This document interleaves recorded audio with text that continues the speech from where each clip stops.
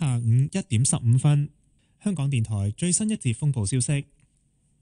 香港天文台喺下午1點10分改發3號強風信號。有關最新天氣資訊，請留意香港天文台報導。1:15 in the afternoon, Hong Kong Observatory's latest typhoon update. The strong wind signal, number 3, has already issued at 1:10 in the afternoon. Please pay attention to Hong Kong Observatory for more weather information broadcast. And that's all for the typhoon update. 呢一節風暴消息報告完畢。